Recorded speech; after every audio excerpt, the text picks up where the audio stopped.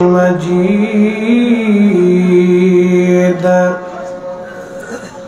رضي الله عنهم ورضوا عنه ذلك لمن خشي ربه قال النبي صلى الله عليه وسلم الله الله في أصحابي الله الله في أصحابي لا تتخذهم غرضا من بعدي فمن أحبهم فبحبي أحبهم ومن أبغضني فببغضي أبغضهم إلى آخر الحديث في شأن حبيبه ومحبوبه إن الله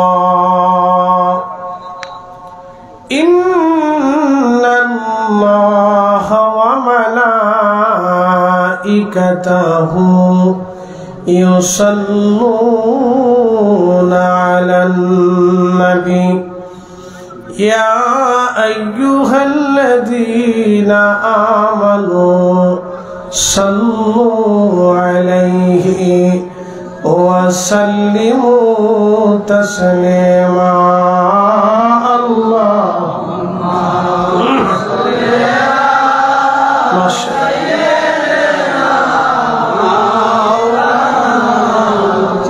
على سيدنا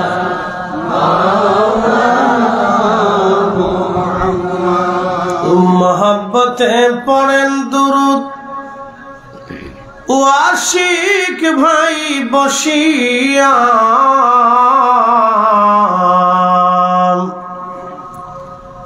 এই না দুরূদ শুনেন গো নবীজি মদিনাতে থাকিয়া আল্লাহুম্মা সাল্লি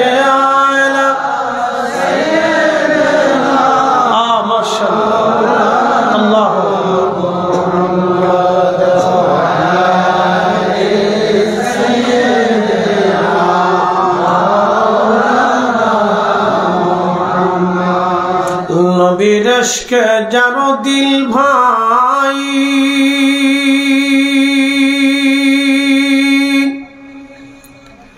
ए भुवने काঁদে না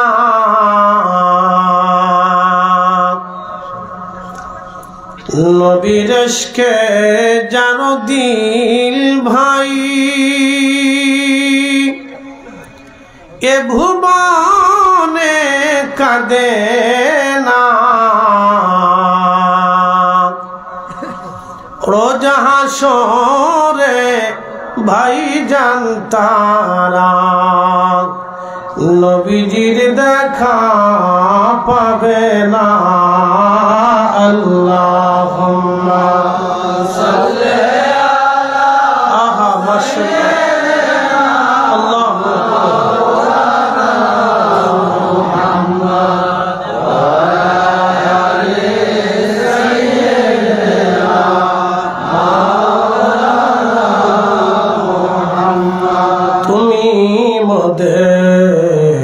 সারালো তাই তো তোমায়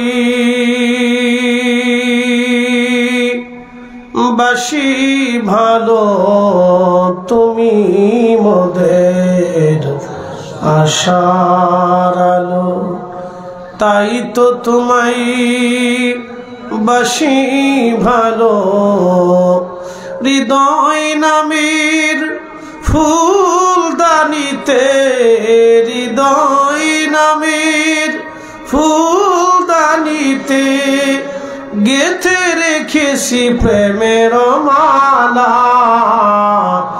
ইয়া রাসূলুল্লাহ ইয়া হাবিবাল্লাহ ইয়া রাসূলুল্লাহ ইয়া হাবিবাল্লাহ ইয়া রাসূলুল্লাহ বালাগাল নাবি بكماله كشف الدجى بجماله حسنت جميع خصاله صلى كلمة توحيد عرش لكا بامت محمد آقا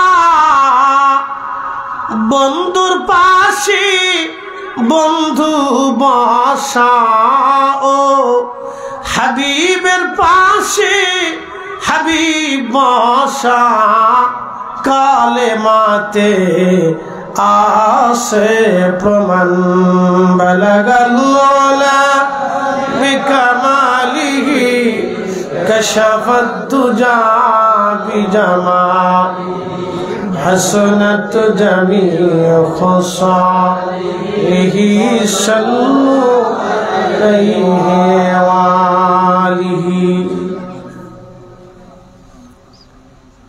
জুবদাতুল আরিফিন কুতুবে জামান হযরত দারাশা রাহিমাহুল্লাহের বাৎসরিক উরুস শরীফ মাহফিল উপলক্ষে আজকের সম্মানিত সভাপতি পীরে তরিকত আলহাজ হযরত মাওলানা গোলাম গৌস আল কাদরি আল আশরাফি সাহেব মুদ্দাজিল্লাহুল আলী এনায়তপুর দরবার শরীফ মুহতারাম গদিনশীল পীর সাহেব কেবলা, আজকের সকল আলোচিত উলামায়ে কেরাম, আমন্ত্রিত মেহমান, আমন্ত্রিত উলামা হযরত দারাশা রাহিমাহুল্লাহের মুহিব্বিন আশিকিন, নবী প্রেমিক, ওলি প্রেমিক, আল্লাহ প্রেমিক আমার দিনদার ইমানদার ভাই এবং পর্দানশীল আমার মা ও বোনেরা, কলিজার টুকরো যুবক ভাইরা, সকলের প্রতি আন্তরিক অভিনন্দন, মোবারকবাদ। শুকরিয়া সে আল্লাহর দরবারে যিনি আমাদেরকে মুসলমান হিসেবে কবুল করেছেন এবং সৃষ্টির সমস্ত জাতি থেকে আল্লাহ আমাদেরকে সম্মানিত করেছেন, মর্যাদাবান করেছেন। এবং আমাদের জন্য আরেকটা প্লাস পয়েন্ট হলো আমাদেরকে এই জামানাতে আল্লাহর ওলিগণের মুহিব্বিন হিসেবে আল্লাহ কবুল করেছেন। আজকের হযরত দারাশা রাহমাতুল্লাহের মাহফিলে বিভিন্ন জন বিভিন্ন মনের মাকাসাদ নিয়ে আসছে। কথা ঠিক আছে না ভাই? যারা ব্যবসায়িক তারা ব্যবসার জন্য আসছে, যারা কেনাকাটা করার তারা কেনাকাটা করে চলে গেছে। আপনি এই রাত্র পর্যন্ত কেন বসে আছেন? আপনাদেরও তো চলে যাওয়ার কথা ছিল, কিন্তু আপনারা যান নাই, বসে আছেন।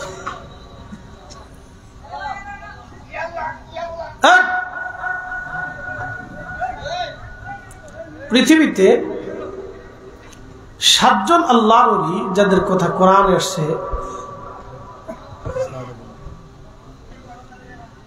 আ'জাবু আসহাবাল কাহফি, দুঃখিত, আসহাবাল কাহফি আর রাকিম কানু মিন আয়াতিনা আযাবা। কোরআনে রব্বুল আলামিন টিস্যুগুলি মাইকে মাইকে মাসি ফেলায় কেন? কি একটা পরিচ্ছন্ন কায়দা ভাই,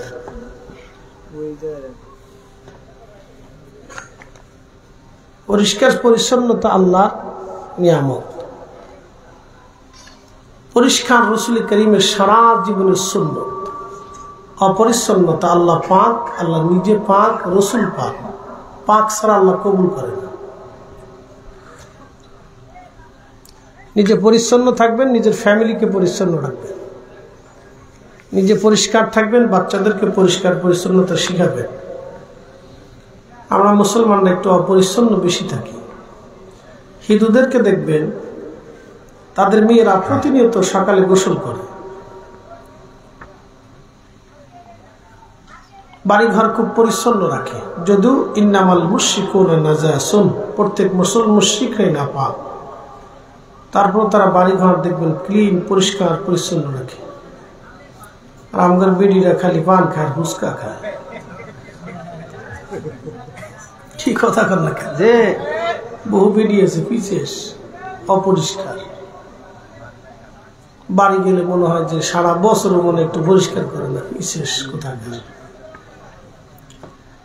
একসাথে বলি তো আল্লাহু আকবার। আমার একটা বিষয় হচ্ছে রাসূল করিম সাল্লাল্লাহু আলাইহি সাল্লামের প্রতি সাহাবীদের মহব্বত এবং মাযহাব, দুইটা সাবজেক্ট। তো ইনশাআল্লাহ আমরা এখান থেকে কিছু শিখব। তো তার আগে বলছিলাম মহব্বত যেহেতু আসছে তো বলে যাই, আসহাবে কাহাবের 7 জন যুবক আল্লাহর ওলি ছিল। তো ওই জমানার তৎকালীন বাদশাহ তাদেরকে ধরার জন্য সৈন্যবাহিনী পাঠিয়েছে।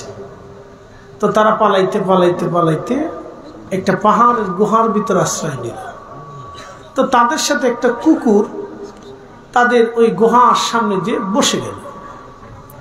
তো খুব মনোযোগ দিন, আপনারা কিন্তু চলে যান নাই, বসে আছেন।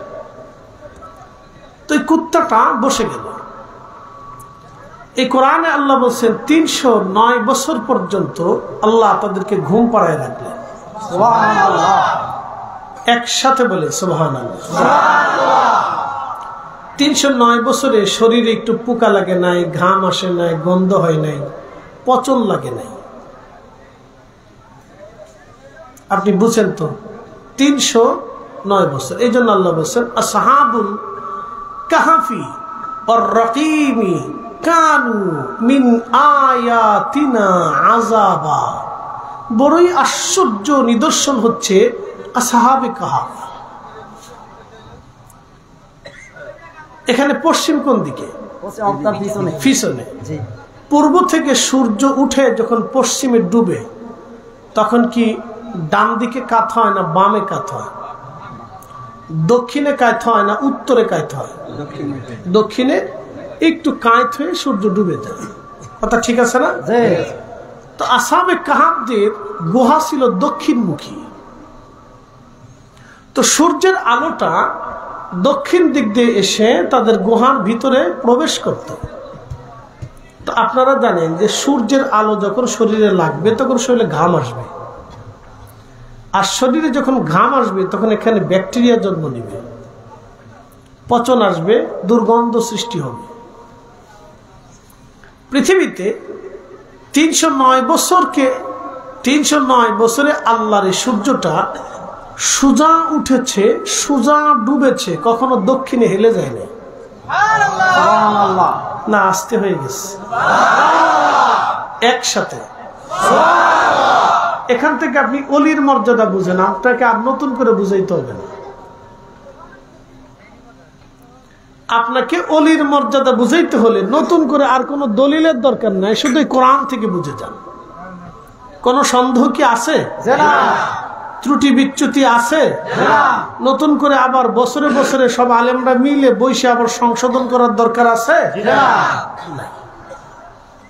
এটা সংশোধিত কিতাব, আল্লাহর পক্ষ থেকে আসছে। কিয়ামত পর্যন্ত এটাকে কেউ পরিবর্তন সংযোজন বিয়োজন করতে পারবে না। ইন্না নাহনু নাযালনা যিকরা ওয়া ইন্না লাহু লাহাফিজুন। আমি এটাকে নাজিল করেছি এবং এর হেফাজতকারী আমি রব নিজেই থাকব। একটু ভালো করে বুঝবেন, অলির মর্যাদা বুঝতে আপনাকে নতুন করে আর দলিলের প্রয়োজন নেই। 309 বছর সূর্যটা সোজা উঠলো, সোজা পশ্চিমে ডুবে গেল, একটা সেকেন্ডের জন্য দক্ষিণে হেলে যায়নি। কারণ দক্ষিণে হেললে গুহার ভিতরে আলো আসবে, আর আলো আসলে তাদের শরীরে পচন লাগবে, পচন লাগলে গন্ধ সৃষ্টি হবে, ব্যাকটেরিয়া জন্ম নেবে। 309 বছর আল্লাহ তাদেরকে গুহার ভিতরে ঘুম পাড়িয়ে অক্ষত রেখে দিলেন। আচ্ছা 309 বছরে খাবারটা তাদের কে দিছে? আল্লাহ। আসতে হয়ে গেল না? পুষ্টিটা কে দিল? ব্লাড সার্কুলেশন কে চালাইল? অক্সিজেন। এই 309 বছর ধরে তারা গুহার ভিতর ঘুমাই রইল, পুষ্টির অভাব হলো না, ক্ষুধা লাগলো না, ক্লান্তিটা হলো না, দুর্বলতা আসলো না, প্রোটিন নষ্ট হলো না, লাবণ্যতা গেল না, ব্লাড সার্কুলেশন নষ্ট হলো না। 309 বছর পানি নাই, খাবার নাই, কিচ্ছু নাই, এক ঘুমে 309 বছর চলে গেল। এক ঘুমে তৃষ্ণাও লাগলো না, ক্ষুধাও লাগলো না, পানিও সাপ্লাই, খাবার সাপ্লাই, পুষ্টি সাপ্লাই, সব আল্লাহর কুদরতি ভাবে চলতে লাগলো। আর ওই যে কুকুরটা গুহার সামনে বসে বসে পাহারা দিতে দিতে দিতে দিতে দিতে দিতে দিতে দিতে দিতে দিতে কুকুর তার দরজা ছাড়ে নাই। মনিবের গুহার সামনে বসে থাকতে থাকতে না খাইতে খাইতে খাইতে খাইতে একসময় গুহার সামনেই মারা গেল। এটা ভালোবাসা। এটার নাম কি? ভালোবাসা। একসাথে বলেন ভালোবাসা। আল্লাহ বানাইলেন কত জাতি,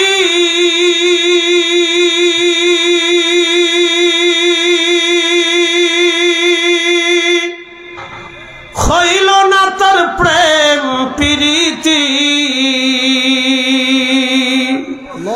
অবশেষে মানুষ বানায় প্রেমের কারণে, প্রেমের ডোরি বান্ধরে মদিনার শনে, আহা প্রেমের ডোরি বান্ধরে মদিনার শনে।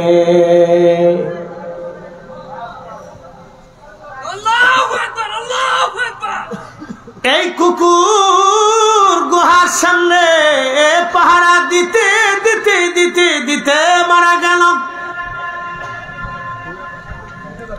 গুহার দরজা কুকুর ছাড়ে নাই, পাহারা দিতে দিতে দিতে দিতে কুকুর মারা গেল। আল্লাহর কাছে এই দৃশ্য এতই ভালো লাগলো, সহিহ বুখারীতে কিতাবুল আম্বিয়াতে নবী বললেন, সাহাবীরা রে, কুকুরের এই ভালোবাসা, আল্লাহর বন্ধুগণের প্রতি মহাব্বত আল্লাহ এতটাই গ্রহণ করলেন, এই কুকুরটাকে আমার আল্লাহ বেহেশতের তাসনিম নদীর পানি দিয়ে গোসল করাইয়া, তার ভিতরে পাক বানাইয়া বাইরে পাক বানাইয়া দুম্বার আকৃতি দিয়া, আমার আল্লাহ কুত্তাটাকে দুম্বার আকৃতি দিয়া আমার আল্লাহ ওই 7 জন আল্লাহর ওলির সাথে জান্নাতি জান্নাতি জান্নাতি জান্নাতি জান্নাতি বানায়া দিলে। আল্লাহ বানাইলেন কত জাতি,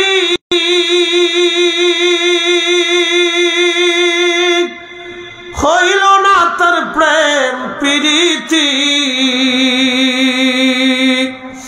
অবশেষে মানুষ বানায় প্রেমের কারণে, প্রেমের ডোরি বান্ধরে মদিনার শনে। ওলিদেরকে ভালোবাসতে হবে, আর কোন দলিলের দরকার আছে? আমি কোরআন থেকে দিয়ে দিলাম। নতুন করে কেউ যদি দলিল কি, তা বুঝতে হবে যে ও কানা জীবনে কোরআন বুঝেও নাই পড়েও নাই, এত দলিল লাগে না তো। আমাদের দেশে কিছু বেহুদা আলাইহিস সালাম আছে, বেহুদা আলাইহিস সালাম খালি খুশাখুশি করে, তার জাত স্বভাবই খুশাখুশি করে, 14 গোষ্ঠীর স্বভাব। ওগুলো 2-4টা থাকবে, ওগুলো নিয়ে মাথা ঘামায় আমাদের লাভ নাই। আমাদের কাজ আমাদের গতিতে চালাইতে হবে, কথা কোন ঠিক কিনা? এগুলি ইকো কমাই দাও, বেশি হয়ে গেছে। হ্যাঁ একটু কমাই দাও, বেশি হইলে পাবলিক বুঝতো না হুজুর কি তা পায়। রাত গভীর, এ সময় আপনাদেরকে ওয়াজ শোনাইতে হবে এবং জাগায় রাখতে হবে। আমার কাজ হচ্ছে 2টা। গভীর রাতে ওয়াজ করা ব্রেনের উপর অনেক বড় প্রেশার আসে। আমি যদি জিমে যে ওয়াজ করি, বাবারা যে আপনারা নামাজ পড়েন, রোজা রাখে, ভাত খাওয়ার আগে বিসমিল্লাহ কয়ে, খাওয়া শেষে আলহামদুলিল্লাহ করেন, কি হবে? আমি ঘুমাইছি, এই জন্য গভীর রাত্রে ওয়াজের 2টা সমস্যা। তাহলে ওয়াজ 100% পিওর হইতে হবে, আর দ্বিতীয়ত বক্তাকে সজাগ থাইকে পাবলিকেরও সজাগ রাখতে হয়। এই জন্য এই মাঝখানে কিছু আমাদের এই হাসি তামাশা এই মাঝে মধ্যে একটু মস্কারা না করলে হয় না, জ্বালা আছে। নবীর একজন সাহাবী ছিলেন, সাহাবী রাসূল সালমান ফারসি। জীবনে হায়াত পেয়েছিলেন 250 বছর। একসাথে বলেন সুবহানাল্লাহ। আপনি যত ভালো খাবারই খান 40 বছর পরে গেলে ভাটা আসে, ঠিক আছে না? ভাটা ভাটা ভাটা ভাটা, চুল পাকতে শুরু হয়, চামড়ার দুর্বলতা আসে, মসৃণতা কমে যায়, চামড়ার পাওয়ার কমে যায়, চোখের পাওয়ার কমে যায়, স্মৃতিশক্তি কমে যায়। তখনই ভুলতে বসবেন। বুড়াকালের নামাজ জোয়ানকালের নামাজ এক না। দাদায় নামাজে দাঁড়াইছে আলহামদুলিল্লাহ রাব্বিল আলামিন আর রহমানির রহিম মালিক ইয়াউমিদ্দিন গায়রিল মাগদুবি আলাইহিম ওয়ালাদ-দাল্লিন। কয় আয়াত গেছে মাঝখানে?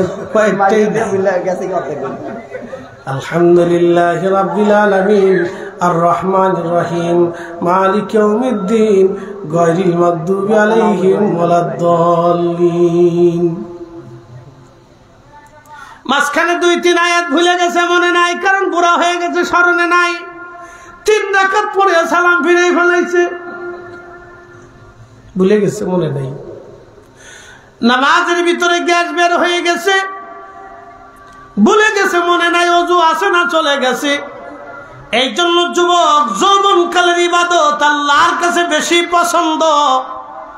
যেই যুবক যৌবনকালে রুটি রুজি না করে, বুড়াকালে বউয়ের গুতনি খাইতে হয়, ফুলাফনের ধাক্কা খাইতে হয়, গালি শুনতে হয়। যৌবনে রুটি রুজি করিয়া সম্বল জোগাড় করে রাখতে হয়। সময়ের কাজ সময়ে করতে হয়, অসময়ে করলে হবে না।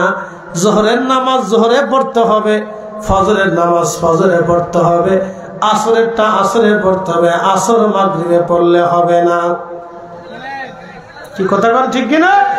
সময়ের কাজ সময় করতে হয়।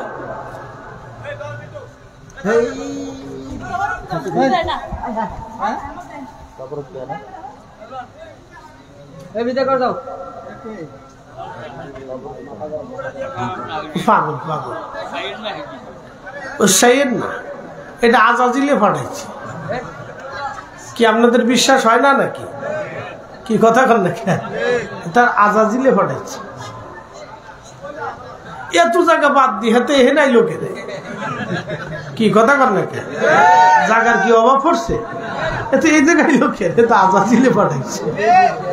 শয়তান দেখলো যে আমি এর ভিতরে ঢুকতে পারতেছি না, হাতের চাবি মেরে এই পর্যন্ত লইছে যে তুমি ওইখানে যাও। শয়তান যে কত কোয়ালিটি রে ভাই, বাপরে বাপ, ও যে কত বড় সিটার, আন্তর্জাতিক খ্যাতি সম্পন্ন সিটার। একসাথে বলেন লা হাওলা ওয়ালা কুওয়াতা ইল্লা বিল্লাহ, লা হাওলা ওয়ালা কুওয়াতা ইল্লা বিল্লাহ। কিছু সময়ের জন্য শয়তান বলেছে যা করে তারাই তো কি জ্বালার জ্বালা। আমি তো ডরাইছি যে স্টেজে ভাইলে উঠতে না, এতগুলি ক্যামেরা, মান সম্মান যা ছিল সব যাইতে গেছে। হুজুর দিবে দিলেও আছে, কি জ্বালা জ্বালা, পাগল করতে। দুনিয়া কত কোয়ালিটির মানুষ আল্লাহ বানাইছে। দেখেন তো, একজনের চেহারার সাথে আরেকজনের চেহারার কোন কারিগরকে আল্লাহ। প্রিয় বন্ধু, 250 বছর হায়াত পাইলেন নবীর সাহাবী রাসূল সালমান ফারসি রাদিয়াল্লাহু আনহু 250 বছর দুনিয়াতে বেঁচে ছিলেন। চিন্তা করেন কত বড় বুড়া, আর কেমন শক্ত বুড়া ছিল বুড়া। কালকে এক মাহফিল করলাম ভৈরবে, রাত 3:30টার সময় আমি মাইক ধরছি, 5টা পর্যন্ত আলোচনা করলাম। 3:30টার সময় যখন মাইক ধরলাম, পাশে দিয়ে এক বুড়া লাঠি নিয়ে বসে আছে। বললাম দাদা বয়স কত? আঙ্গুল উঁচে করে গায়ে 100। আমি তো উড়ে বুড়ার করে বুড়া, তুমি এখনো বইয়ে রইছো আবার জিন্দা মাহফিলে প্রায় 3:30টার সময় এমনি চাই রইছো আবার। আমি এখনো আজান দিই। বাপরে বাপ, তো আরো শক্ত বুড়া। হ্যাঁ আমিও 100 নি। আরে খোদা মিলে গেছে। ব্রিটিশ পিরিয়ডে লেখাপড়া করছি, পাকিস্তান পিরিয়ডে চাকরি দেখেছি, বাংলাদেশ পিরিয়ডে পেনশন। এরপরে কোন পিরিয়ডে মারা যাবেন আল্লাহ জানে। আলহামদুলিল্লাহ। ব্রিটিশ পিরিয়ডে পড়ছে, পাকিস্তান পিরিয়ডে চাকরি গেছেন, বাংলাদেশ পিরিয়ডে পেনশন হয়েছে, এরপরে কোন পিরিয়ডে যে মারা যাবে আল্লাহ জানে। 100 বছর অহন চলতেছে। উড়ে বুড়ার বুড়া। কালকে 100 পাইছি, আজকে 100 পাইলাম, আমার কপালও 100। আমি একজন আর্মি অফিসার, রাইফেলের না ট্যাঙ্কের ব্যাপারে মিশরে গেছি 2 বার, ফেরাউনের লাশ দেখে।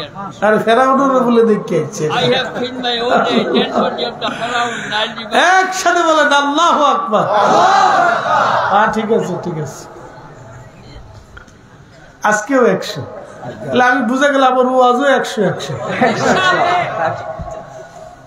100 মিলে গেছে, চলবে 100 নারে তাকবীর, নারে রিসালাত।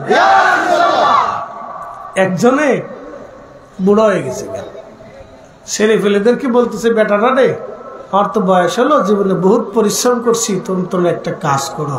মানুষ তো হজে যায়, আমার হজের মাল সামানা জোগাড় করে আমার গাধা টাধার উপরে উঠাই দাও, আমি হজ করে আসি। তো তখনকার দিনে তো হেঁটে যাওয়া লাগতো। তো হাজি কাফেলার সাথে মোটামুটি উঠাই টুঠাই দিছে। তা এই গাধার পিঠে সরে যাচ্ছে যাচ্ছে যাচ্ছে যাচ্ছে, তো বহু দূর যাওয়ার সময় কানিয়া গ্রামের ফাঁস দিয়ে যাচ্ছে, দেখে এক বুড়া বয়ে বয়ে কান্দে। তো গাধা থেকে নামে চিন্তা করলো বুড়া মানে খুব কষ্টে আছে, খাবার টাবার নাই। সালাম দিয়ে বললো বুড়া ভাই, বুড়া কালে কান্দো কেন? মনের খুব দুঃখে কান্দি। বলে কি দুঃখ? আমার বাপ আমার দূরে ফিরেস। তুমি যে বুড়ার বুড়া, তোমার আবার বাপও আছে, হ্যাঁ আবার ফিরেইতেও পারে। কহা বাপও আছে, তাকে বাপটার তো দেখার দরকার। কাছে তো চল, কই আছে? কে বাইক বয়ে রয়েছে। তখন যায় দেখে দাদার মতো এক বুড়া চুপচাপ একবারে জল চকির উপরে শক্তই বয়ে রয়েছে। সালাম দিয়ে কয় বুড়া চাচা, বুড়া কালে বুড়া ফোলাটারে এমনি ফিডায় এমনি মারে যেমনি মারছেন? সাদে মারছি, হেতায় তার দাদার লগে বিয়া দেবে করছে। হ্যাঁ তোর দাদাও আছে, তো ঘরের ভিতরে যাই দেবো বলেছি। কামরার বুড়া দেওয়ার দরকার নেই, আমি দেখছি বুড়া দেওয়ার দরকার নেই।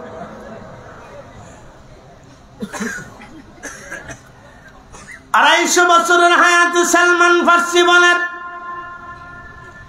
আমার জন্ম ইরানে।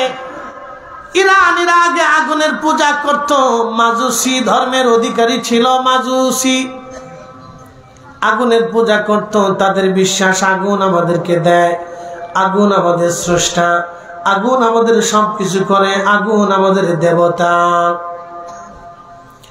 এই বিশ্বাসে ইরানিরা হাজার হাজার বছর ধরে আগুনের পূজা করেছে, হাজার হাজার বছর ধরে আগুন প্রজ্বলিত রেখেছে। একটা সেকেন্ডের জন্য তারা আগুন বন্ধ করত না। আগুন জ্বালিয়ে আগুনের সামনে হাজার হাজার বছর তারা সেজদা দিয়েছে, পূজা করেছে। এবার আপনাদেরকে প্রশ্ন করি, জবাব দিবেন, আগুন কি একা একা জ্বলে না কোনো পদার্থ দিয়ে জ্বলে? আগুন একা একা জ্বলতে পারে না। আপনি হাতে হাতে ঘষা দিলে আগুন জ্বলবে না, কাপড়ে কাপড়ে ঘষা দিলে আগুন জ্বলবে না, কাপড়ে লোহায় লোহায় ঘষা দিলে আগুন জ্বলবে না, কাপড়ে কাঠে কাঠে ঘষা দিলে আগুন জ্বলবে না। আগুন সবসময় জ্বলে থাকে না, জ্বালানি ছাড়া আগুন জ্বলতে পারে না, জ্বলে থাকতে পারে না। তার মানে বোঝা গেল আগুন আর একজনের সাহায্য নিয়ে তারপরে জ্বলে, এবং আর একজনের সাহায্য নিয়ে সে জ্বলতে থাকে। জ্বালানি না থাকলে আগুন জ্বলে থাকতে পারে না। এর অর্থ হলো যে অন্যের সাহায্য নেয় সে কখনো ক্ষুধা হতে পারে না। কি কথা বল না কেন? আমাদের রব বলেন, আল্লাহু الصمد لم يلد ولم يولد ولم يكن له كفوا أحد আল্লাহ ডাক দিয়ে বলেন আমি রব, আমি কারো মুখাপেক্ষী না, সব সৃষ্টি আমি আল্লাহর মুখাপেক্ষী। আমরা সবাই আল্লাহর মুখাপেক্ষী। আমাদের বয়স আমাদের নিয়ন্ত্রণে নাই। ছোট্ট ছিলেন, এরপরে কিশোর হলেন, কিশোর থেকে বালক হলেন, বালক থেকে যুবক হলেন। ছোট্টকালে এক অনুভূতি, কিশোর বয়সে আর এক অনুভূতি, বালককালে আর এক অনুভূতি, এবার যৌবনে আর এক অনুভূতি, বৃদ্ধকালে আর এক অনুভূতি। আপনার ছোট্টকালে শিশুকালে এক দেহ, বৃদ্ধকালে আর এক দেহ। আপনার নিজের দেহটাই আপনার নিয়ন্ত্রণে নাই, সব আল্লাহর নিয়ন্ত্রণে। ঠিক কিনা? কখনো তোমাকে যদি ভুলি, হেদায়েতের আলো জেলে নিয় কাছে তুলি, ঠাই দিও প্রিয়তম, ও ঠাই দিও প্রিয়তম, অগমহিয়ান তুমি রহমান, তুমি মেহেরবান। অন্ধ গাহে না শুধু তোমারি গুণগান, বুঝেও বুঝে না তবু শান, তুমি রহমান, তুমি মেহেরবান। সালমান ফার্সি বলেন আমার আব্বা আগুনের পূজারি ছিল। আমি বাবার একটা মাত্র সন্তান, অনেক সম্পদের মালিক ছিলাম। আমার আব্বা জমিদার বংশের সন্তান আমি। আমার আব্বা আমাকে শিকল দিয়ে বেঁধে রাখতেন যাতে আমি কোথাও পালিয়ে চলে না যাই, বাবার চোখের আড়াল না হই। বেশি আদরে মানুষ বিপদে পড়ে যায়, বেশি ভালোবাসায় মানুষ বিপদে পড়িয়া যায়, বেশি ভালোবাসায় মানুষ বিপদে পড়িয়া যায়, বেশি জনপ্রিয়তাও মানুষ বিপদে পড়িয়া যায়। বলে হুজুর কারণ কি? বেশি জনপ্রিয়তা হইলে বেটার কোনো ব্যক্তিত্ব থাকে না, নিজের ইচ্ছা স্বাধীনতা থাকে না, ইচ্ছা করলে কোথাও যাইতে পারে না, কোথাও বইতে পারে না, ঘুরতে পারে না, যে হেনেই যাবো হেনেই বিপদ। একদিন পাবলিক টয়লেটে ঢুকতে যাইয়া ভূত করে একটি ডাক্তার বেরিয়ে আমার জড়াই ধরছে। বেটা হাত ধোয়া নাই, হাত মুখ ধোয়া নাই, অজু করে নাই, গোসল করে নাই, বাথরুমতে বেরিয়ে আমার সাপ দিয়ে ধরছে আর সারে না। আমি শক্ত দাঁড়াই দিয়েছি। আমি সারে হুজুর আপনারও আসছে, আমাকে আপনি পায়খানা ফুখানা করে এসে আপনি জ্বরে ধরে চাপ দিয়ে ধরে রাখছে, শুনাইতেছেন। আমাকে সারে হুজুর আপনারও আসছে, শুনেন বালা কথা, কিন্তু বাথরুমটা এসে অজু টজু তো করা লাগবে। খুব মনোযোগ দিয়ে, বেশি ভালোবাসে মানুষ বিপদে পড়ে যায়। সালমান ফার্সি বললেন আব্বা আমার পায়ের মধ্যে শিকল দিয়ে বেঁধে রাখতেন কোথাও যাতে পালিয়ে না যায়। একদিন আমি আব্বাকে বললাম, বাবারে আপনার অনেক সম্পদ জমি জাতি যদি আপনি আমারে না দেখান তাহলে আমি কি করে জানবো আপনার আমার এমন সম্পদ আছে, আমি কি করে বুঝবো এই সম্পদটা আমার।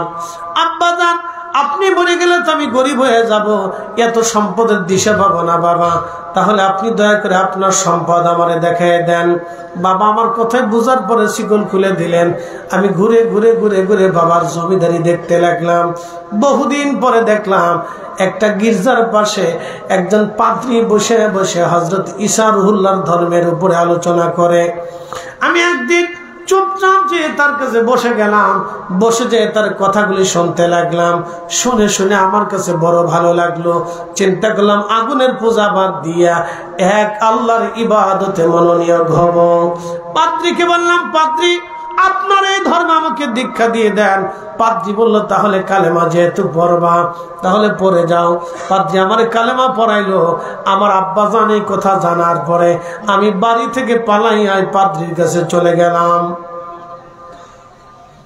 আব্বা যে আজকে শিকল বানবে আর জীবনে খুলে দিবে না, এই ডরে আমি বাড়ির থেকে পালাইছি, পালাইয়া গোপনে পাদ্রির কাছে গেছি।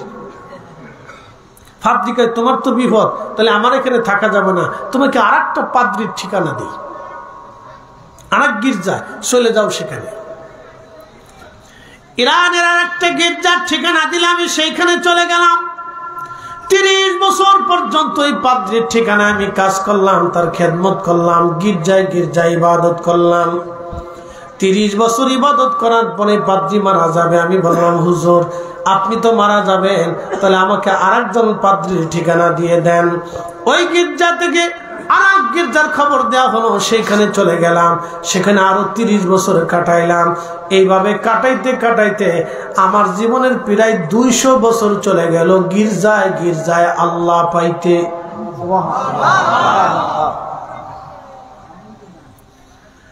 200 বছরের শেষ পর্যায়ে একজন পাদ্রী, খুবই বুজুর্গ পাদ্রী ছিল সে, আমার উরুর উপরে তার মাথা, সে মারা যাবে।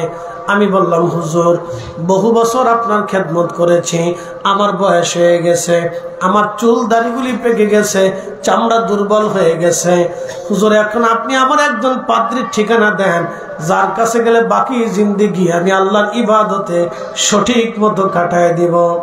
ওই পাদ্রী ডেকে বলল সালমান, পৃথিবীতে এমন কোন পাদ্রীর ঠিকানা আমার কাছে এখন জানা নাই যে সঠিকের উপরে আছে, হকের উপরে আছে। এমন কোন পাদ্রীর ঠিকানা আমার জানা নাই রে সালমান। তবে শুনে রাখো, তাওরাত জবুর ইনজিল থেকে যেটা আমি জানলাম, আখিরি নবী রাহমাতুল লিল আলামিন দুনিয়াতে তশরিফ আনার সময় ঘনিয়েছে।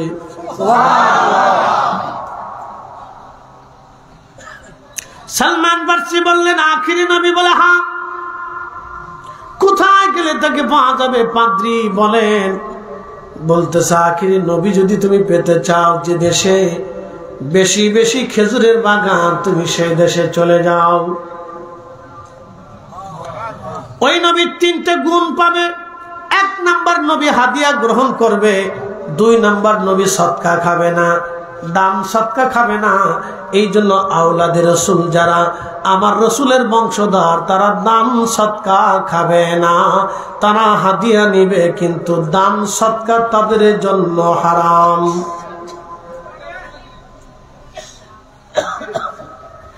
দান সদকা তারা নিবে না, আমার রসুল দান সদকা খাবে না, আমার নবী হাদিয়া নিবে।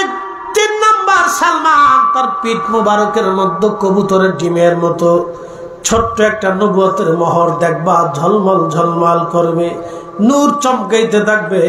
রে সালমান, 3টে জিনিস যদি তুমি বুঝো তাহলে বুঝবা তিনি আখিরি নবী।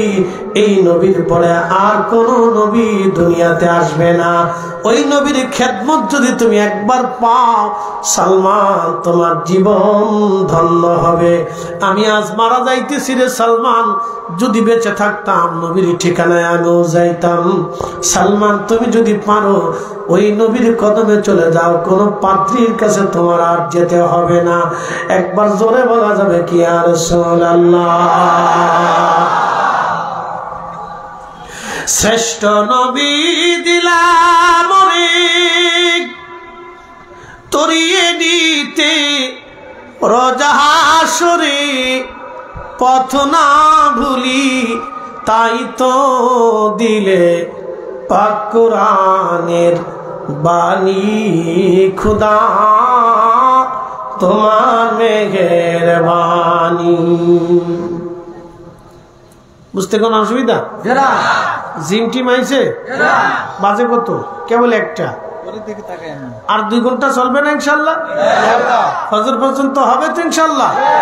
থাকেন না থাকেন নেকি হয়ে গেছে। বলে কারণ কি? আপনি আখিরি নবীর উম্মত, এই জন্য আল্লাহ নেকি দিয়ে দিছে। একসাথে বলেন আল্লাহু আকবার। আগের জমানার উম্মতরা 400 বছর ইবাদত করার পরে নেকি পাইতো, আর এই উম্মত নিয়ত করার সাথেই নেকি হয়ে যাবে। এটা আমাদের গুণে না, এটা আমাদের রসুলের গুণে। কথা কন না কেন? এই আবু বকরের কোন দাম আছে রসুল ছাড়া? ওমরের কোন দাম আছে নবী ছাড়া?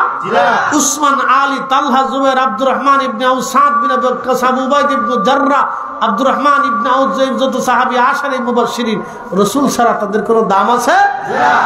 নবীর কদমে থাকার কারণে তারা পৃথিবীর শ্রেষ্ঠ হয়ে গেছে, রাদিয়াল্লাহু আনহুম ওয়া রাদু আন হয়ে গেছে।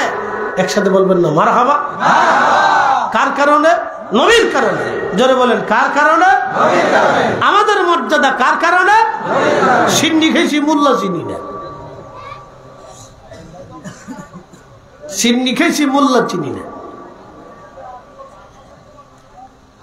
খুব মনোযোগ দিয়ে শুনে যাবেন। সালমান ফার্সি বলেন, পাদ্রী মারা গেল, দাফন কাফন করিয়া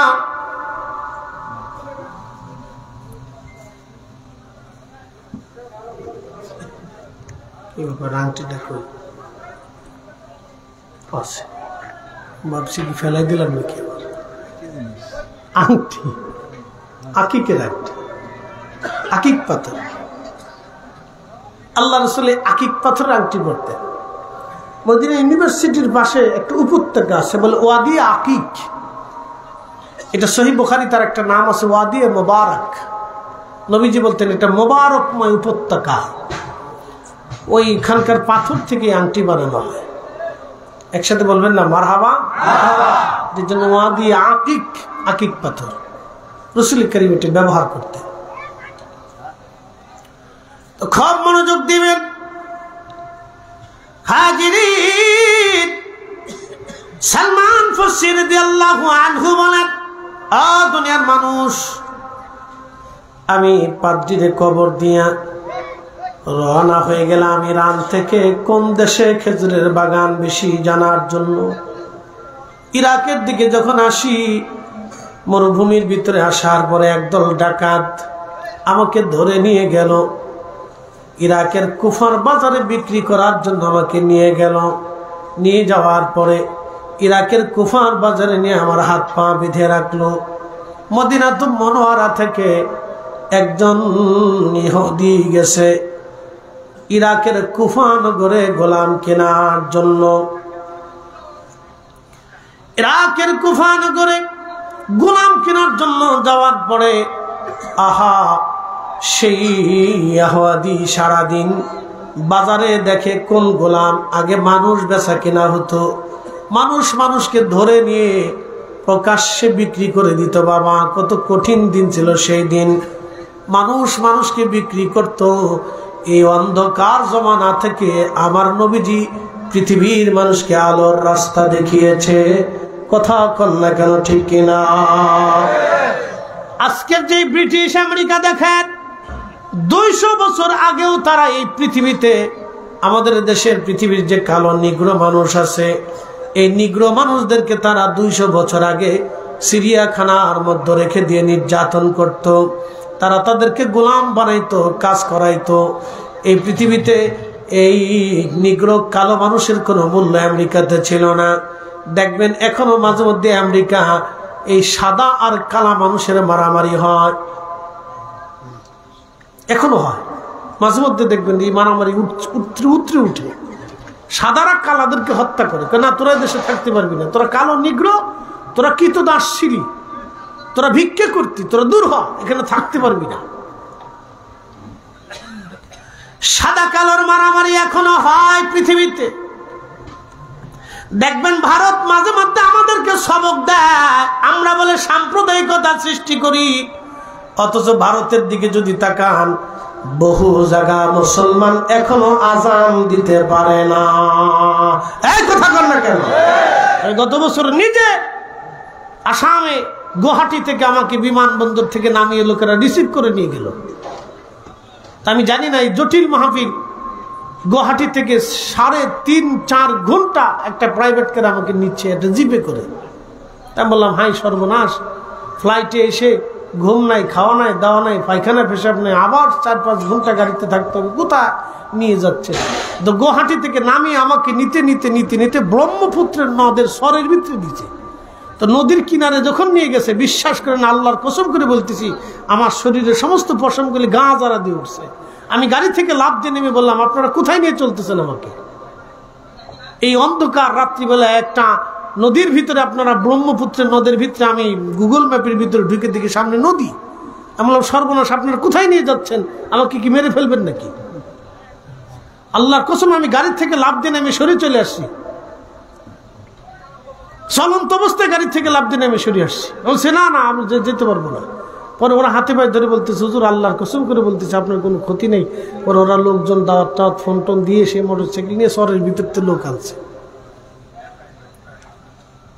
যখন মাহফিলে নিছে, বিশ্বাস করে প্রচুর মানুষ শহরের ভিতরে, একেবারে নদীর ভিতরে কোনো রাস্তাঘাট নেই, ওই শহরের ভিতর দিয়ে নিল।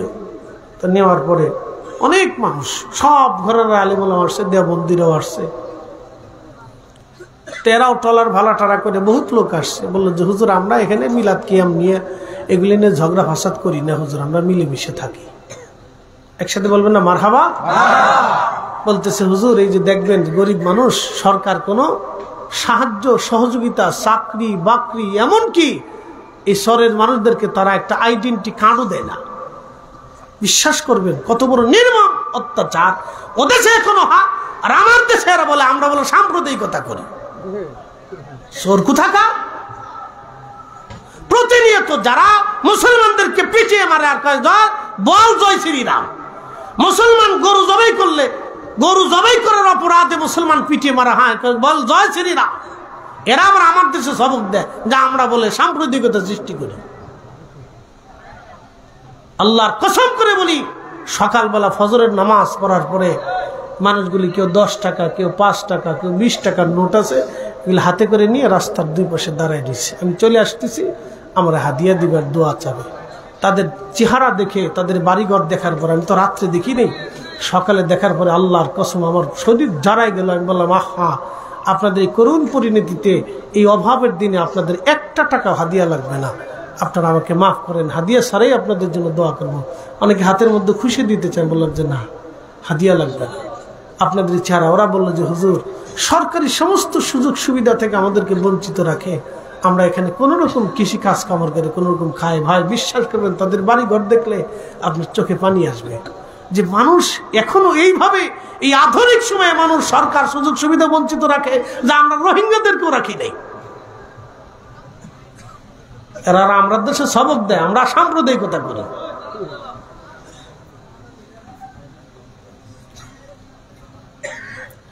প্রিয় মুসলমান, এই দুই চোখে না দেখলে বিশ্বাস করতাম না। আমি নিজে চোখে দেখে এসেছি, হাজার হাজার মুসলমানদেরকে তারা বঞ্চিত করে রাখছে। চাকরি নাই, বাকরি নাই, লেখা নাই, পড়া নাই, স্কুল নাই, কলেজ নাই, মাদ্রাসা, কিচ্ছু করতে দেয় না তারা। প্রিয় উপস্থিতি, মুসলিম নির্যাতন যদি পৃথিবীতে কোথাও হয়, তার 1 নম্বর অন্যতম হলো ভারত। ভাইজান, এখানে প্রকাশ্যে মুসলমানদেরকে পিটায়, কেউ কোনো কথা বলে না, কোনো প্রতিবাদ করে না। আপনি যদি আজকে কচুয়ার বাজারে কোন হিন্দুর দোকান লুট করতে যান, মুসলমানরাই আপনাকে পিটাবে। কি কথা বল না কেন? এলাকাবাসীর মুসলমানরা পিটাবে যে তুই কেন চুরি করবি, তুই কেন তার দোকান লুট করবি, বেটা এটা কি মগের মূল্য পাইছো নাকি? আমার দেশের মুসলমানরা তাকে পিটাবে। প্রিয় ভাই আমার, খুব মনোযোগ দিবেন। হাজরাতে সালমান ফার্সি বলতেছেন, আমাকে ওই ইহুদি খুব অল্প দামে কিনে নিয়ে চলে গেল মদিনা মুনাওয়ারায়।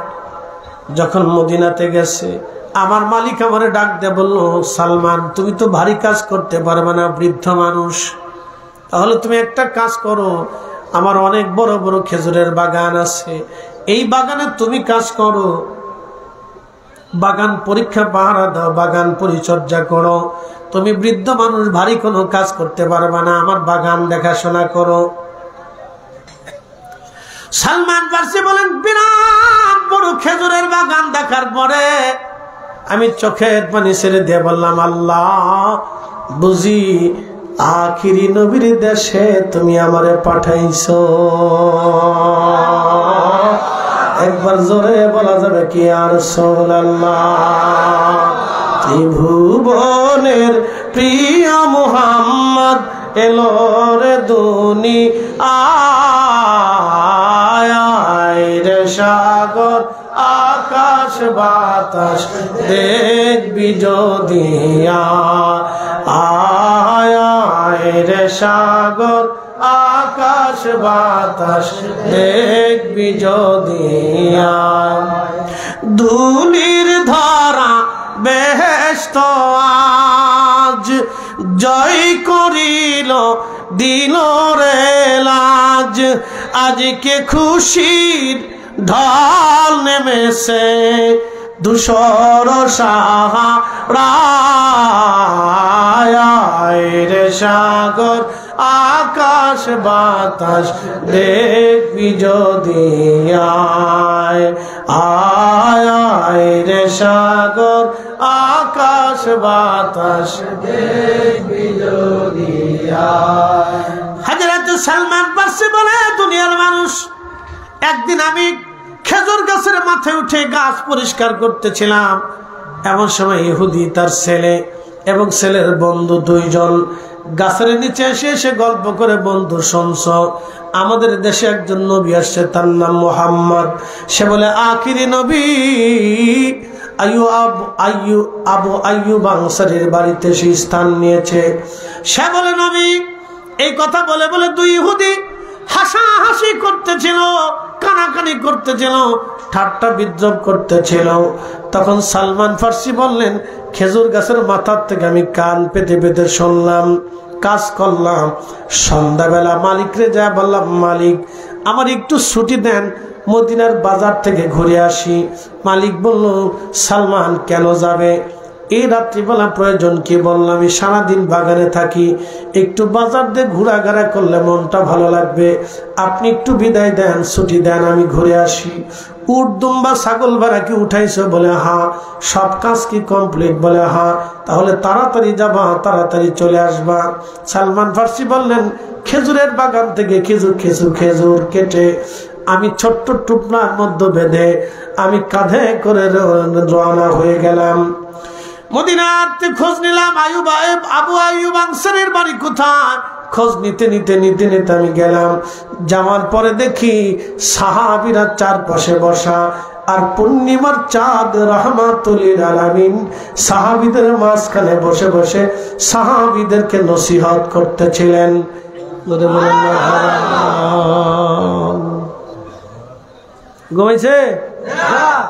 ঘুমাইছে? সাহাবীরা রসুলকে ভালোবাসতেন কেমনে দেখেন। নবী পাওয়ার জন্য শুধু ইরান থেকে রওনা দিছে, শুধু রসুল পাওয়ার জন্য ইরান থেকে রওনা দিয়ে কৃতদাস হয়েছে, মদিনাতে আইছে রসুল দেখবে। নবী ভাবে রসুল পাওয়ার আশা, তারা এত কষ্ট করছে, আর আমরা পাওয়ার পরেও চিনি না। কি কথা কন না কেন? আমরা পাওয়ার পরেও তার সুন্নত মানি না, আমরা পাওয়ার পরেও তার আদর্শ গ্রহণ করি না।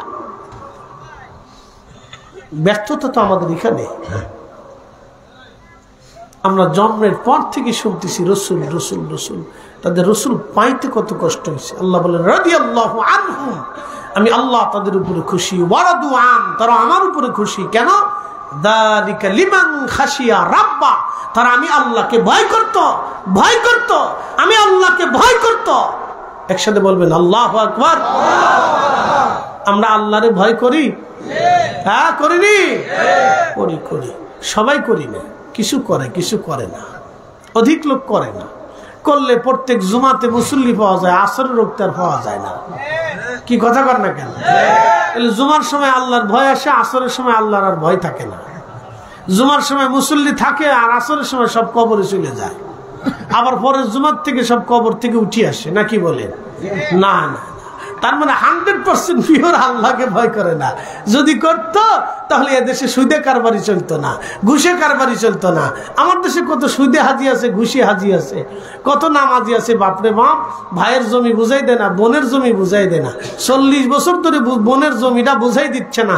এরপরে টুপি মাথায় দিয়ে মসজিদের প্রথম কাতারে যে নামাজে দাঁড়া, শয়তান হাসে, বাপরে বাপ, আমার সে তো বড় সিটার।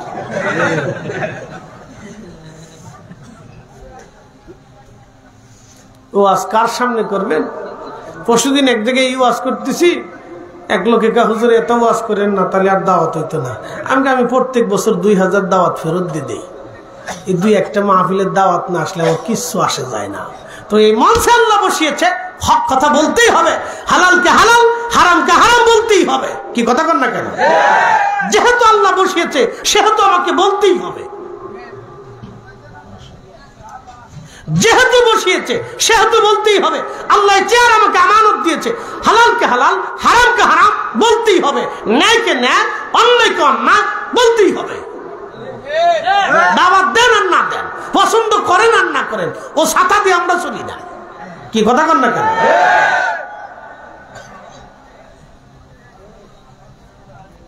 প্রিয় উপস্থিতি, মনোযোগ দিবেন। সালমান ফার্সি বলেন, আমি আল্লাহর নবীর সামনে দিয়ে বসে গেলাম। প্রিয় নবীজি সব সাহাবীদেরকে নসিহত করার পরে আমি খেজুরগুলি সামনে নিয়ে বললাম, ইয়া রাসূলুল্লাহ, ইয়া হাবিবাল্লাহ, কিছু খেজুর আপনার জন্য সদকা এনেছি, আপনি কবুল করেন। আল্লাহর নবী ছোট্ট করে মুস্কি হাসি দিয়ে বললেন, সালমান, আমি সদকা গ্রহণ করি না। নবীর কয় গুণ? পাদ্রী বলে দিছিল 3টে গুণ দেখবা, পরীক্ষা করবা। 1 নম্বর সদকা খাবে না, 2 নম্বর হাদিয়া নিবে, 3 নম্বর নবুয়তের মোহর পাবে। যদি 3টা পাও তাহলে বুঝবা তিনি আখিরি নবী। এই নবীর পর আর নবী হবে না, তিনি সর্বশ্রেষ্ঠ নবী। এই নবীর উপর আর কোনো নবী নেই, তিনি সর্বসৃষ্টির শ্রেষ্ঠ, আল্লাহর পরেই তার মর্যাদা। তারে যদি পাও সালমান, তো জীবন ধন্য হবে, পরকাল ধন্য হবে, ইহকাল ধন্য হবে। সালমান যদি পাও তো যাও, আমার তো মুমূর্ষ অবস্থায় মরে যাব, না হলে আমিও চেষ্টা করতাম। তার মানে কি বুঝলেন? তাওরাতে, জবুরে, ইনজিলে পাতায় পাতা, প্যারায় প্যারা আমার রসুলের প্রশংসা লেখা ছিল। কথা বল না কেন? এই জন্য রসুল বলতেন, ওয়াদা ইব্রাহিম খলিলুল্লাহ, আমি ইব্রাহিমের দোয়া, ইব্রাহিম আলাইহিস সালাম প্রত্যেক দোয়াতে বলতেন, ইয়া রাব্বি, আমার নসলে আপনি আখিরি নবী পাঠায়েন। আল্লাহ, ইয়া রাব্বি, আপনি আমার নসলে আখিরি নবী পাঠাইলেন। বলে কারণ কি? ইব্রাহিমের কারণে আমার নবীর ইজ্জত বাড়ে নাই। ইব্রাহিম জানতেন আমার নসলে যদি আখিরি নবী আসে তা আমার নসল ধন্য হবে। আপনার নসলে যদি একটা অলির জন্ম হয় তাহলে আপনার নসল ধন্য হবে, আপনার বংশ ধন্য হবে। এই জন্য মানুষ সন্তানদেরকে অলি বানাইতে চায়, নিজে চুরি ডাকাতি যাই করুক, সন্তানদের মাদ্রাসায় পড়াইতে চায়। কি কথা কন না কেন? আপনি যে পতিতা যে নারী বেশ্যাবৃত্তি করে, সে নারীকেও জিজ্ঞেস করবেন যে আপনার বেটারে কি করতেছেন? মাদ্রাসায় পড়াইতেছেন। সবাই তা চায় তার নসল দামি হোক, তার নসল দামি হোক, সবাই চায়। ইব্রাহিম আলাইহিস সালাম আল্লাহকে বলে, ইয়া রাব্বি, আপনি আমার নসলে আখিরি নবী পাঠাইয়েন। ইব্রাহিম ও খলিলুল্লাহ, নবী বলতেন আমি ইব্রাহিমের দোয়া বারবার বলতে বলতে আল্লাহ কবুল করে নিলেন। ইব্রাহিম আলাইহিস সালামের নসলে আল্লাহ আখিরি নবী পাঠাইলেন। নবী বললেন, যেহেতু তিনি আমার জন্য বারবার দোয়া করতেন, সেহেতু তোমরা দুরুদের ভিতরে আমার মিল্লাতের বাবা ইব্রাহিম আলাইহিস সালামের নাম বসাই দাও। নবীজি নিজে নাম বসিয়ে দিলেন দুরুদে ইব্রাহিম, যেটাকে আমরা বলে থাকি। এই দুরুদে রাসূল করিম নিজে তিনার নামের পরে ইব্রাহিম আলাইহিস সালামের নাম বসিয়ে দিলেন। ইব্রাহিমের ইজ্জত বাড়ল। ইব্রাহিমের কারণে রাসূলের ইজ্জত বাড়ে নাই, আমার নবীর কারণে ইব্রাহিমের ইজ্জত বেড়েছে। এই কথা বল না কেন? নতুবা আমরা জীবনে ইব্রাহিমের নাম দুরুদে বসাইতাম না, বসাইতাম জীবনেও না। রাসূল বসিয়েছেন, এই জন্য আমরা বসিয়েছি।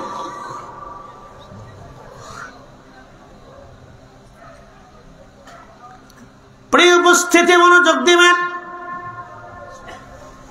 হযরত সালমান ফারসি রাদিয়াল্লাহু আনহু বলেন, দুনিয়ার মানুষ, আল্লাহর নবী যখন আমাকে মুস্কি হাসি দিয়ে ফিরাইলেন, তখন বুঝলাম একটা পাইলাম, আরো 2টা বাকি। পরের দিন কাজ শেষ করার পরে আবার মালিকরে বললাম, মালিক একটু ছুটি দেন। কোথায় যাবি সালমান? বলে মদিনার বাজার থেকে ঘুরে আসি। যাবি, তাড়াতাড়ি আসবি। সেই খেজুরগুলি নিয়ে আবার রওনা হয়ে গেলাম। আল্লাহর নবীর বারগায়ে সাহাবায়ে কিরামকে নবীজি নসিহত করতেছিলেন, আমি যে বসে গেলাম।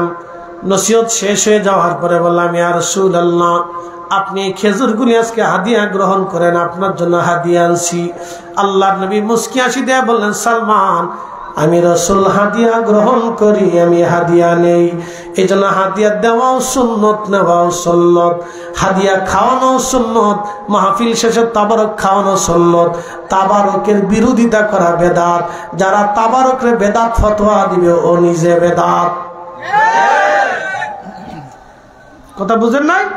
কথা কাটসাট ক্লিয়ার, বাকি ঝুঁকি নেই।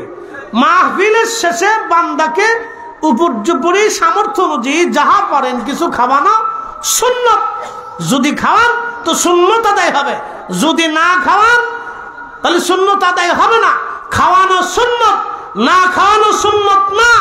এবং খাওয়ার বিরোধিতা করা বেদাত। যারা বলবে বেদাত, ওর জিন্দেগি বেদাত। বলে কি উদর ফিন্দি বুদুর গাড়ি চুরি করছে, সাফাইছে আমাদের গাড়ির উপরে।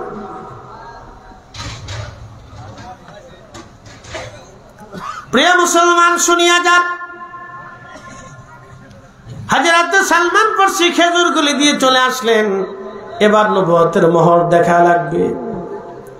সালমান ফারসি পরের দিন দিনের ভাগে কাঁচ ফাঁকি দিয়ে বাগান থেকে পালাইয়া আল্লাহর হাবিবের বারগাহে এসে দেখে নবীজি বসা, সাহাবায়ে কেরাম বসে নসিহত শুনতেছেন। আল্লাহর নবীর পিছনের দিক দিয়ে যে সালমান ফারসি বসে গেলেন। রাসূলের পাকের পবিত্র রাডারে নিউজ এসে গেল, সালমান ফারসি বারবার কেন আসে। আল্লাহর নবী পিঠ চুলকানোর নাম দিয়ে আল্লাহর হাবিবের পবিত্র জুব্বা উঠাইতে লাগলেন, উঠাইতে লাগলেন, উঠাইতে লাগলেন, উঠাইতে লাগলেন। উঠাইতে উঠাইতে নবীজি চাদর এবং জুব্বা উঠাইয়া একবারে ঘাড় মুবারক পর্যন্ত নিয়ে আসলেন। সালমান ফারসি দেখে রে পিঠ মুবারকে নবুয়তের মোহরখানা ঝলমল করে।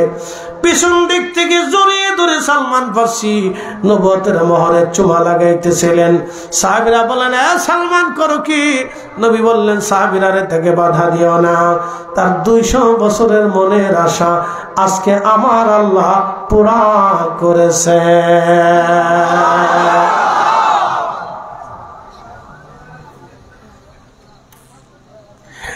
সালমান ফারসি বলে, আমি বারবার নবুয়তের মোহরে চুমা লাগাইতেছি।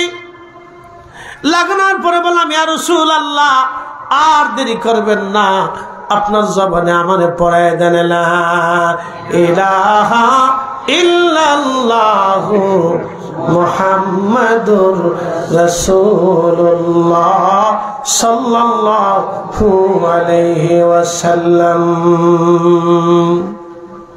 তুমি মোদের আশার আলো, তাই তো তোমায় বাসি ভালো। তুমি মোদের আশার আলো, তাই তো তোমায় বাসি ভালো। হৃদয় নামের ফুলদানিতে, হৃদয় নামের ফুলদানিতে গেথে রেখেছি প্রেমের মালা। ইয়া রাসূলুল্লাহ, ইয়া হাবিবাল্লাহ, ইয়া রাসূলুল্লাহ।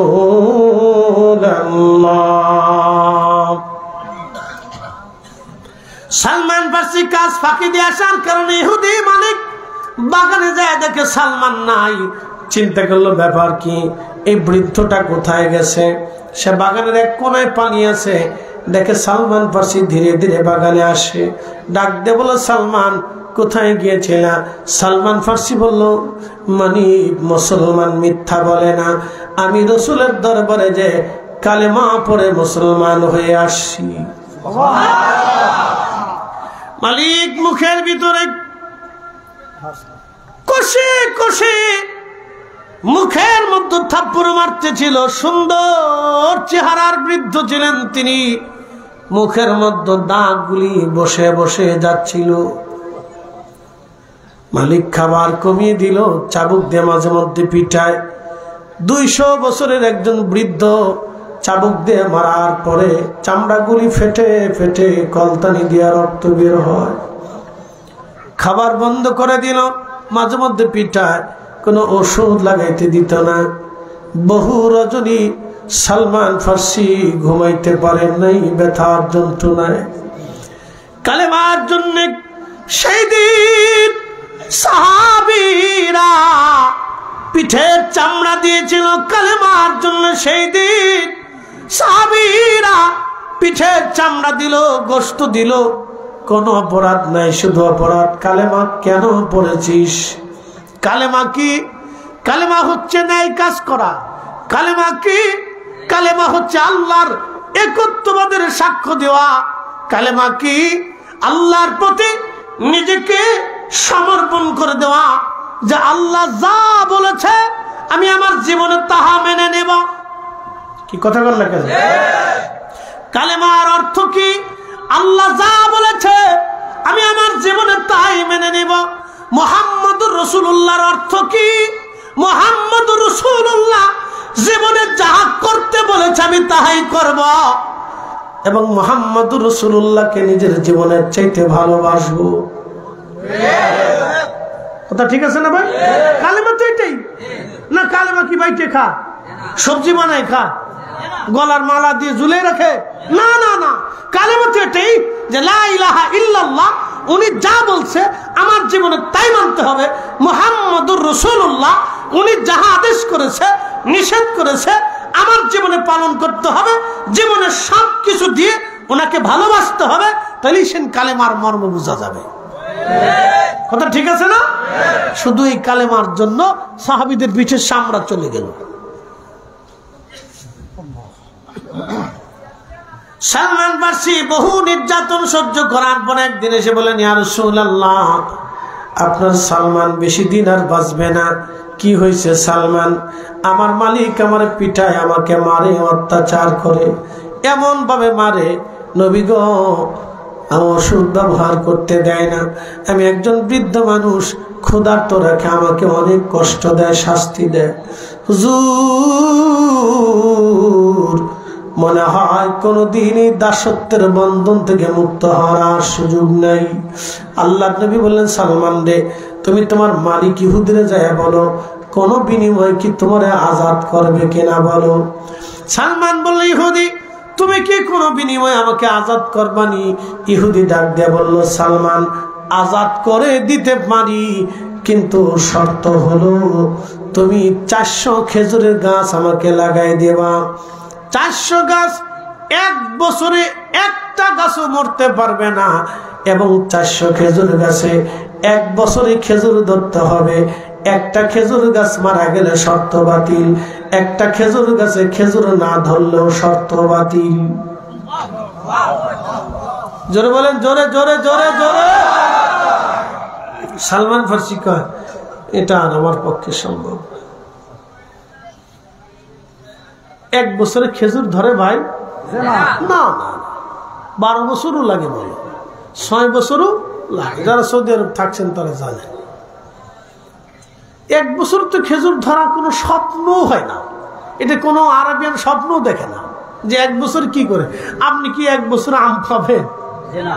আমরা আমাদের দেশে যে খেজুর গাছ আছে এটাও তো 1 বছরে সম্ভব না। তো মনোযোগ দিয়ে সালমান ফার্সি কেঁদে কেঁদে রাসূলের সামনে বসে বলেন, হুজুর, এমন এক শর্ত আমার মালিক দিয়েছে, মনে হয় কোনদিন আর মুক্ত হব না। কি শর্ত বলো? বলে 400 খেজুরের গাছ লাগাইতে হবে। একটা খেজুর গাছ 1 বছরে মারা গেলে শর্ত বাতিল। একটা খেজুর গাছে 1 বছরে খেজুর ধরতে হবে। একটা খেজুর গাছে যদি খেজুর না ধরে তাও শর্ত বাতিল। হুজুর, গাছ 400 লাগালে 2-1টা তো মারা যেতেও পারে, খেজুর তার 1 বছরে কখনোই আসবে না। আমার মন বলে ইহুদি মালিক তার শর্ত থেকে সরবে না, এবং আমাকেও কোনোদিন আজাদ করবে না, তিলে তিলে আমাকে হত্যা করে ফেলবে। আল্লাহ নবী বলেন, সালমান, তুমি ইহুদির দিয়ে বলো তুমি তার শর্তে রাজি। সালমান ফার্সি বলেন, ইয়া রাসূলুল্লাহ, এটা আমার পক্ষে কি করে সম্ভব? আল্লাহ নবী ডাকদা বললেন, সালমান, তুমি চিন্তা করো না, যাও, তোমার নবী নিজে হাতে খেজুর গাছ লাগাই দেবে। আমি যদি আরব হতাম, মদিনারি পথ সেই পথ দিয়ে হেঁটে যাইতেন নূর নবী হযরত নূর নবী হযরত আল্লাহুম্মা সাল্লি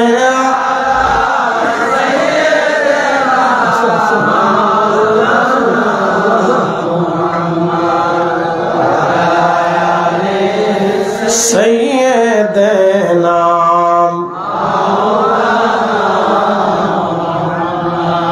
কষ্ট হচ্ছে না আপনাদের? বোঝা যায় সালমান ফার্সির এইভাবে পিঠের চামড়া গেল, শুধু ওনার না, আরে ওই সময় কত সাহাবীর পিঠের চামড়া গেছে। এ নারী সমাজ তোমরা শুনে নাও, সুমাইয়াকে ধরে নিয়ে আসলো আবু জাহেল। সে কৃতদাস ছিল, আহা অত্যন্ত পীড়িত দারিদ্র, খুবই অভাবী একজন মানুষ ছিল হযরত সুমাইয়া রাদিয়াল্লাহু আনহা। কালিমাতুত তাওহীদ পড়ার কারণে সুমাইয়াকে ধরে এনে আবু জাহেল হাত পা গুলি বেঁধে চিৎ করে সুমাইয়া বলল, সুমাইয়া কালেমা ছাড়বি না জীবন দিবি? সুমাইয়া ডাক দে বলল, আবু জাহেল রে, যেটা সত্য গ্রহণ করেছি, জীবন চলে গেলেও সেটা কখনো ছাড়ব না। আবু জাহেল বর্ষা হাতে নিয়ে সুমাইয়া গুপ্তাঙ্গে বর্ষা দিয়ে খুচিয়ে নির্মম পৈশাচিক ভাবে তাকে হত্যা করেছিল।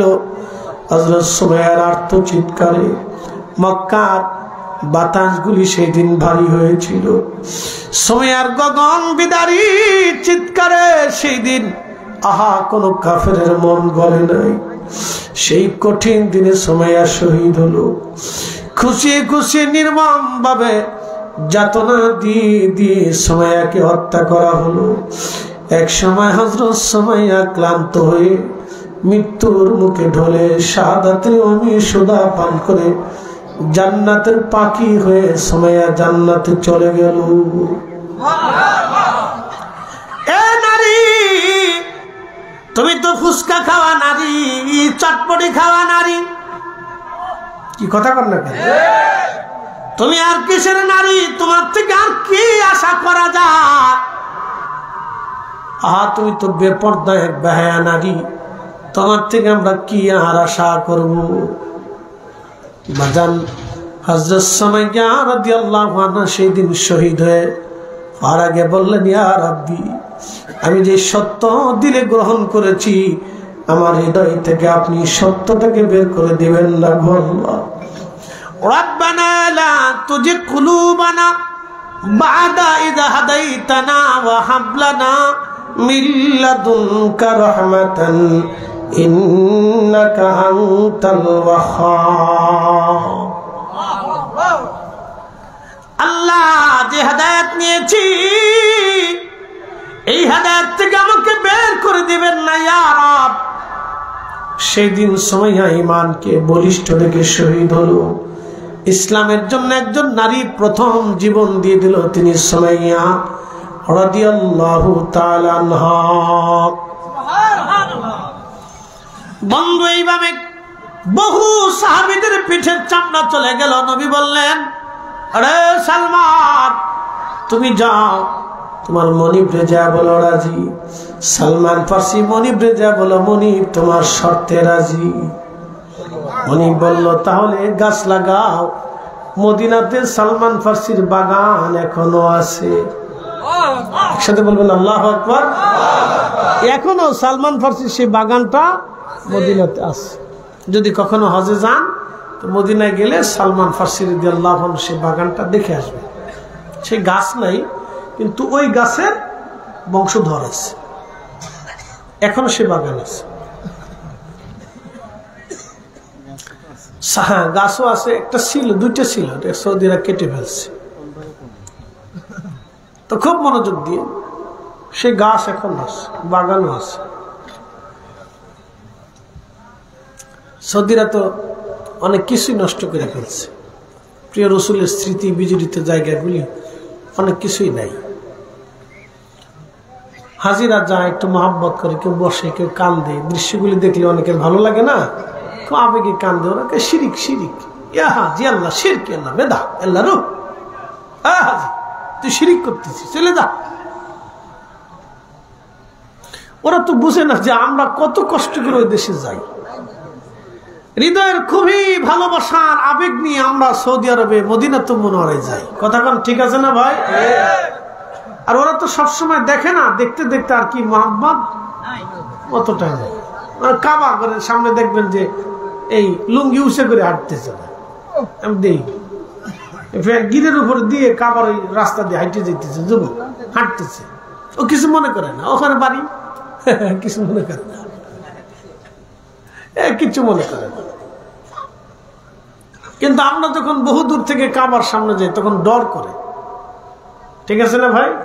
ডর করে যে আল্লাহ বেয়াদবি হয় কিনা। আমরা জুতা পাই দিয়ে চলতেছে। আমি নিজে দেখছি হেরেমের মুতাওয়াফের ভিতরে হাজিরা জুতা পাই দিয়ে তাওয়াফ করতেছে। আস্তাগফিরুল্লাহ আল-আযীম, লা হাওলা ওয়ালা কুওয়াতা ইল্লা বিল্লাহ। কাবার চাইতে জুতার দাম বেশি হয়ে গেছে। কি বুঝেন না কথা মনে হয়? ওরা বলবে আবেগ দিয়ে কি ধর্ম চলে না? বেটা, আবেগ না হলে ধর্মই হয় না। কি কথা কর না কেন? আবেগ না হলে তো ধর্মই হয় না। হযরতে গসলুল মালায়েকা হানজালা উহুদে শহীদ হলেন কিসের কারণে? উনি ইচ্ছা করলে কি গোসল করে যেতে পারতেন না? তো ওনার দরকার ছিল কি না, আবেগে চলে গেছেন। আল্লাহ আইব ধরে নেই, দোষ ধরে নেই, আল্লাহ গুনাহে পরিণত করিয়া আসমানে নিয়া আল্লাহ গোসল দেওয়ায় দেখাই দিয়েছে, আমার রাসূলের মহব্বতের আবেগ দেখে নাও। আমি আল্লাহ এটাকে শুধু শত করে দেখি না, আমি আসমানে নিয়ে ফেরেশতা দিয়ে গোসল করে তোমাদেরকে বুঝাই দিলাম আমি রাসূলের মহব্বতের আবেগটাকে বেশি ভালোবাসি। আবেগ দিয়ে কি ধর্ম চলে? তো আবেগ ছাড়া ধর্ম হয় নাকি? হযরত আবু বকর সিদ্দিক রাদিয়াল্লাহু আনহু তার ছোট্ট কন্যা আমাদের আম্মাজান আয়েশা সিদ্দিকা রাদিয়াল্লাহু আনহা, তিনার বয়স 5, আমার রাসূলের বয়স 50। বুঝেন তো আপনি? আপনি দিবেন আপনার একটা 5 বছরের মেয়েকে আমার সাথে বিয়ে দিবেন? আমি যত বড় বক্তা হই জীবনে দিবেন না। কিন্তু হুজুর কি পাগল হইল নাকি? কয় কি হুজুরে? জিন্দেগি তো দিবেন না। আবু বকর সিদ্দিক বলতেছি, ইয়া রাসূলুল্লাহ আপনি আমার আয়েশাকে বিয়ে করেন। নবী বললেন ছোট্ট মেয়ে, 5 বছর বয়স। আবু বকর এটা কি? হ্যাঁ।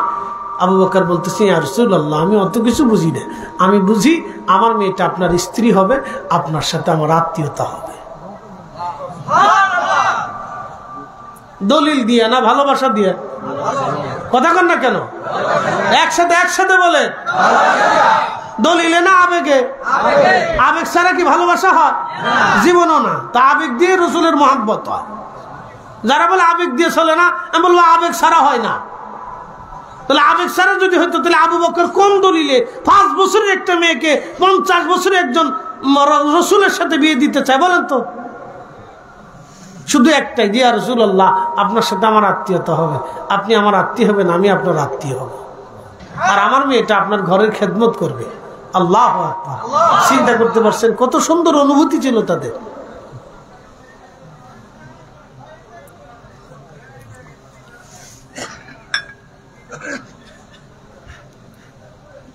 একসাথে বলেন তো আল্লাহু আকবার।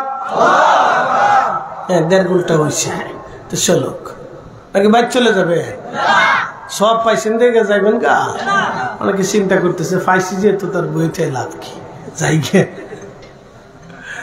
যেহেতু পাইছেন তো যাই না, বসেন। তারপর দিব কোন সময়? এর লেগে তো লোক আস্তে আস্তে যাইছেন, দেখলো ঘুমাই টুমাই আয় পরে যেমন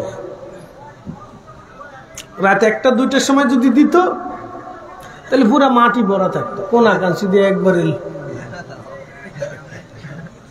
কি কথা খারাপ হয়েছি ভাই? আপনার রাত 2টার সময় তাবারক দিয়ে দেন না, তাই তো সুন্দর হবে। তাহলে দেখবেন সবাই বসে বসে ওয়াজ শুনবে। ফজরের সময় দেন, সবাই জানে, এই জন্য প্রথম আইসে লটপটি চটপটি বাদাম চানাচুর কিনে টিনে ফু ফা ফু পা ফু পা ফু পা, বাচ্চা কান্দে মায়ে কান্দে পু পা ফু পা ফু পা কিনে পরে শেষে বাড়ি চলে যায়। ঘুম টম দিয়ে সকালবেলা বউরেকে উড়াই দিস, আজান দিলে উড়াই দিস। তা আজান দেওয়ার পরে উঠে আস্তে আস্তে বিরাজ টিরাজ করিয়া এই চাদর মজুর গাই দিয়ে সব ডলতে আয়, এরপরে চুপচাপ বইয়া একটু মোনাজাত করে তারপর হোটেলে জায়গা শেষ। বিরাট ইবাদত করে ফেলছে সে। রাত 2টার সময় তাবরক দিয়ে দিবেন, 1টার সময় দিয়ে দিবেন, বাস দেখবেন সব ঠানায় চুপচাপ বসে রয়েছে। এটাই তো বালা, দোনোটাই ফাইলো, নেকিও ফাইলো তবরকও ফাইলো। কি কথা খারাপ করছি ভাই? সিস্টেম চেঞ্জ করার দরকার।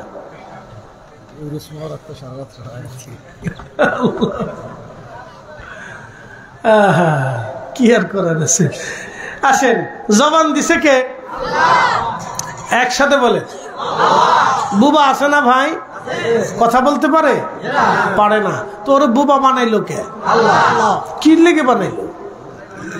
এত মানুষের জবান দিলে হেতরে বুবা বানাইলো কে? তাহলে আল্লাহ কি মনে বৈষম্য করছে? না না, আল্লাহ বৈষম্য করে নাই, বরং বোবা যদি না হতো আপনি জানতেনই না যে মানুষ বোবা হতে পারে। বোবা বানাইয়া আল্লাহ দেখাইছে, মানুষ বুঝে নাও আমি বোবাও বানাইতে পারি। অন্ধ বানাইয়া আল্লাহ বুঝাই দিছে যে অন্ধ বলে পৃথিবীতে আছে, তোমার চোখ কেড়ে নিতে পারি। আল্লাহ বুঝাই দিলে, মানুষ তুমি সাবধান হয়ে যাও, তোমাকে অন্ধ বানাইতে পারি। আল্লাহু আলা কুল্লি শাইইন কাদির। আল্লাহ সর্বমা, সর্বকালের, সর্বসময়ের জন্য, সর্বস্থানের জন্য মহা শক্তিশালী। আল্লাহ তার প্রমাণ দিয়ে দিচ্ছে। এই জন্য জবানটা খুলে দেন, কিছু সময় আল্লাহ জিকির করি। মোহাম্মদ ইসমে জাত আল্লাহ আল্লাহ আল্লাহ আল্লাহ আল্লাহ। উঠবেন না, একসাথে আল্লাহ আল্লাহ আল্লাহ আল্লাহ আল্লাহ আল্লাহ আল্লাহ আল্লাহ আল্লাহ। বজ পাগলা দিয়ে ডুবলো বেলা, দেখনা চাহিয়া আল্লাহ আল্লাহ আল্লাহ আল্লাহ আল্লাহ। পর পারের ডাক পড়িলে, পর পারের ডাক পড়িলে, পার হবে তুই কি দিয়া, ওরে পার হবে তুই কি দিয়া, ডুবলো বেলা দেখনা চাহিয়া আল্লাহ আল্লাহ আল্লাহ